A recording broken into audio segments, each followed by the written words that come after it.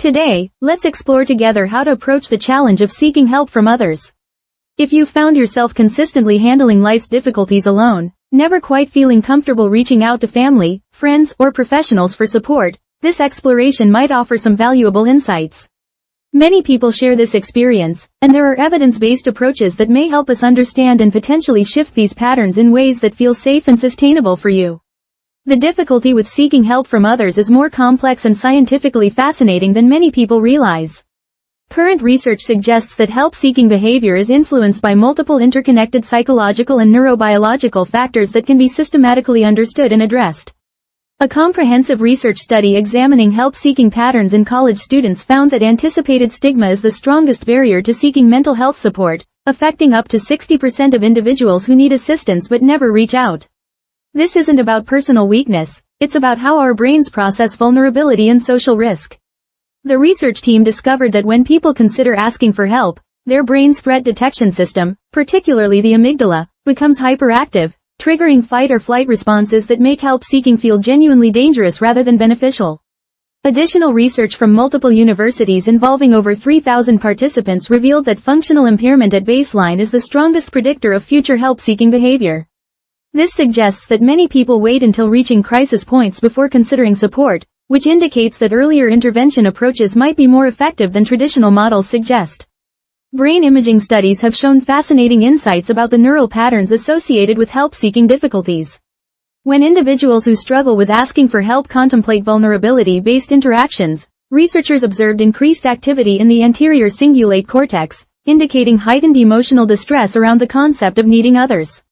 However, the same research demonstrates remarkable neuroplasticity. These patterns can be rewired through specific evidence-based interventions. Research examining gender differences found that traditional masculine norms and self-reliance expectations create additional barriers, reducing help-seeking likelihood by up to 40% in certain populations. The studies suggest that cultural messages about strength, independence, and self-sufficiency can inadvertently create psychological obstacles to connection and support. An interesting finding from recent research is that perceived social support significantly mediates the relationship between self-stigma and help-seeking attitudes.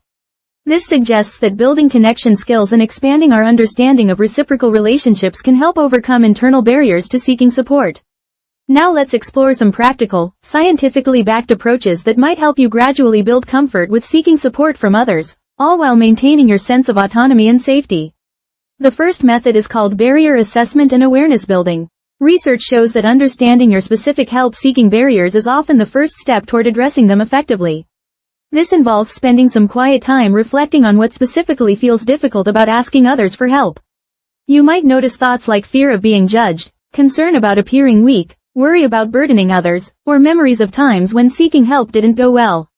The goal isn't to judge these thoughts but simply to notice them with curiosity. Understanding your unique pattern of barriers helps you approach the process with greater self-compassion and strategic thinking. The second approach is what researchers call the social connection gradient technique. This method recognizes that jumping directly into vulnerable help-seeking conversations might feel overwhelming, so it starts with very low-risk social interactions and gradually builds toward more meaningful connections. You might begin with very small requests to acquaintances, asking for directions, borrowing a pen, or requesting a simple favor. These micro-interactions neurologically prime your brain to perceive asking for help as safe rather than threatening. Research suggests practicing these small interactions twice daily for the first week, then gradually progressing to slightly more personal requests with trusted individuals. The key is that each step feels manageable and builds confidence for the next level. A third evidence-based method involves cognitive reframing specifically for help-seeking behaviors. Multiple studies demonstrate that reframing help-seeking from a sign of weakness to an indicator of emotional intelligence and social competence significantly increases willingness to reach out. This involves practicing new ways of thinking about asking for help. Instead of viewing it as a failure or inadequacy, you might practice seeing it as a skill that successful people use regularly, a way of building stronger relationships, or an efficient approach to problem solving. When you notice self-critical thoughts about needing support, you can gently practice evidence-based reframes like, seeking help shows emotional intelligence, everyone needs support sometimes, or, this is how humans naturally solve problems together. The fourth method focuses on what researchers call reciprocity relationship building. Studies consistently show that people are more likely to seek help when they feel they also provide value to others in their relationships. This approach involves actively looking for ways to offer support, listen to others, or share your own experiences and knowledge. When you contribute to others' well-being, it creates a psychological foundation where asking for help feels like part of a balanced relationship rather than a one-sided burden. This might involve checking in on friends, offering assistance with projects, sharing resources you found helpful, or simply being a good listener when others need to talk. A fifth approach supported by research is the professional support gateway strategy. For individuals with significant help-seeking barriers, many studies support starting with professional helpers like counselors, therapists, or coaches before moving to personal relationships. Professional helpers are specifically trained to receive requests for help without judgment, making them safer starting points for practicing vulnerability. Many people find that successful experiences with professional helpers transfer to improved comfort with seeking support from friends and family members. Finally, there's a technique called micro-disclosure practice, which involves gradually sharing small personal challenges or struggles with trusted individuals before attempting major help-seeking conversations. This might mean mentioning something you're mildly frustrated about, sharing a small goal you're working on, or asking for input on a minor decision. These micro-disclosures help build tolerance for vulnerability while maintaining emotional safety. Research suggests that regular practice with small disclosures makes larger help-seeking conversations feel more natural and less threatening over time. Let me summarize what we've discussed today. First, help-seeking difficulty often stems from specific brain patterns and psychological barriers that can be understood and gradually addressed through evidence-based approaches. Second, starting with low-risk requests and social interactions helps build help-seeking capacity without overwhelming your comfort zone. Third, reframing asking for help as emotional intelligence rather than weakness can shift how these interactions feel psychologically.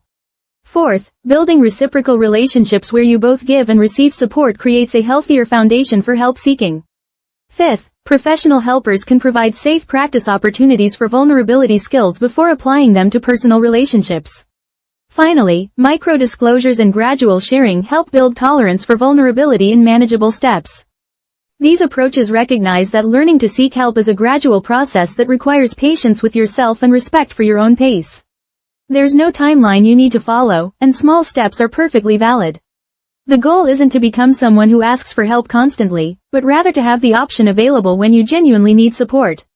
If you've been carrying burdens alone for a long time, please know that this pattern can shift gradually and safely. Your brain's help-seeking patterns develop for understandable reasons, and they can be gently rewired through consistent practice and evidence-based approaches. You deserve support, and there are people in your life who would likely feel honored to help if given the opportunity. If today's discussion provided any support or new perspectives, please hit the like button. If you'd like to continue learning about mental health and connection together, please subscribe to the channel. May your heart feel a little lighter knowing that you're not alone in this journey. Thank you for listening until the end today.